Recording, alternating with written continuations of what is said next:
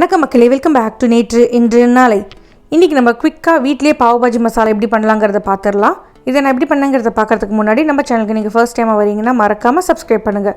கடையில் வாங்குறதோட வீட்டில் அரைச்சிங்கன்னா ரொம்பவே வாசனையாகவும் ஹெல்த்தியாகவும் இருக்கும். எந்த ப்ரிசர்வேட்டிவ்ஸும் இருக்காதுங்க. பண்ணுறதுக்கும் ரொம்ப ஈஸி தான். நம்ம எல்லா இன்க்ரீடியன்ஸுமே எண்ணெய் எதுவும் சேர்க்காமல் ட்ரை ரோஸ்ட் தான் பண்ண போகிறோங்க. இப்போ ட்ரை கடாயில் ஒரு 4 டேபிள் ஸ்பூன் மல்லி விதைகள், 2 டேபிள் ஸ்பூன் அளவுக்கு ஜீரகம், 1 டேபிள் ஸ்பூன் அளவுக்கு சோம்பு சேர்த்துக்கலாம். இந்த பொடியை நீங்கள் பாவ் பாஜிக்கு மட்டும் இல்லைங்க, கறியில் அதுக்கப்புறம் கிரேவிஸ்லலாம் கூட யூஸ் பண்ணலாம். ரொம்பவே நல்லாயிருக்கும். காரத்துக்கு பார்த்தீங்கன்னா நான் 5 காஷ்மீரி மிளகாய், 5 நார்மல் காரம் இருக்கிற மிளகாய் சேர்த்துக்கிறேன். காஷ்மீரி மிளகாய் நல்ல ஒரு கலர் கொடுக்குங்க, அதுக்கு தான் நம்ம அதை சேர்த்துருக்கோம். 2 டீஸ்பூன் அளவுக்கு கருப்பு மிளகு சேர்த்துக்கலாம். அடுத்ததாக ஹோல் மசாலா பொருட்கள் எல்லாம் சேர்த்துக்க போகிறோங்க. 2 பிரிஞ்சி இலை சேர்த்துக்கோங்க. எல்லா இன்க்ரீடியண்ட்டுமே நீங்கள் சேர்க்க வறுத்துட்டே இருங்க, அப்போ தான் உங்களுக்கு ஒரு பக்கமாக ரோஸ்ட் ஆகாமல் இருக்கும். 2 முழு சுருள் பட்டை சேர்த்துக்கலாங்க. சுருள் பட்டை சேர்த்தா தான் உங்களுக்கு வாசனையாக இருக்கும். இதை சிலோன் பட்டைன்னு கூட சொல்லுவாங்க.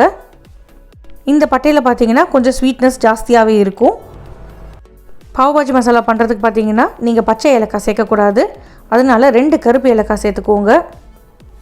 கருப்பு ஏலக்காயில் அவ்வளோ ஹிட்டிங்கான ஃப்ளேவர் இருக்காது. 10 லவங்க சேர்த்துக்கலாம்.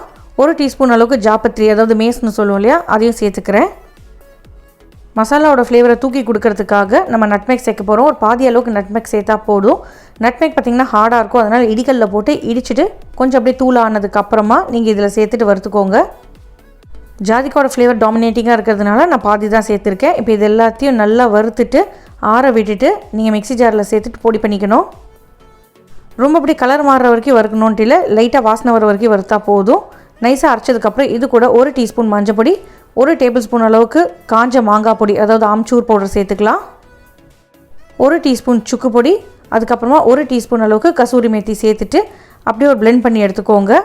கடைசியாக நம்ம 1 டீஸ்பூன் அளவுக்கு காஷ்மீரி சிவப்பு மிளகாய் பொடியும் கொஞ்சமாக தேவையான அளவுக்கு உப்பு சேர்த்துக்கிறேன். 1 டீஸ்பூன் கருப்பு உப்பு, 1 டீஸ்பூன் ரெகுலர் உப்பு சேர்த்துருக்குங்க. உப்பு சேர்த்ததுக்கப்புறம் ரொம்ப நேரம் அரைக்கக்கூடாது, சூட்டில் தண்ணி விட்டுடும். ஜஸ்ட் ஒரு பல்ஸ் பண்ணிவிட்டு காஞ்ச ஒரு பாட்டிலில் ஸ்டோர் பண்ணி வச்சிட்டிங்கன்னா உங்களுக்கு ரொம்ப மாதத்துக்கு நல்லாயிருக்கும். இந்த மசாலா ரெடி உங்கள் வீட்டில் இருந்ததுன்னா நீங்கள் டக்குன்னு பாவ் பாஜி பண்ணிடலாம். ட்ரை பண்ணி பார்த்துட்டு உங்களுக்கு பிடிச்சிருக்கான்னு சொல்லுங்கள். நம்ம சேனலுக்கு நீங்கள் ஃபர்ஸ்ட் டைமாக வரீங்கன்னா லைக் பண்ணுங்கள், ஷேர் பண்ணுங்கள், மறக்காமல் சப்ஸ்கிரைப் பண்ணுங்கள். தேங்க்ஸ் ஃபார் வாட்சிங்.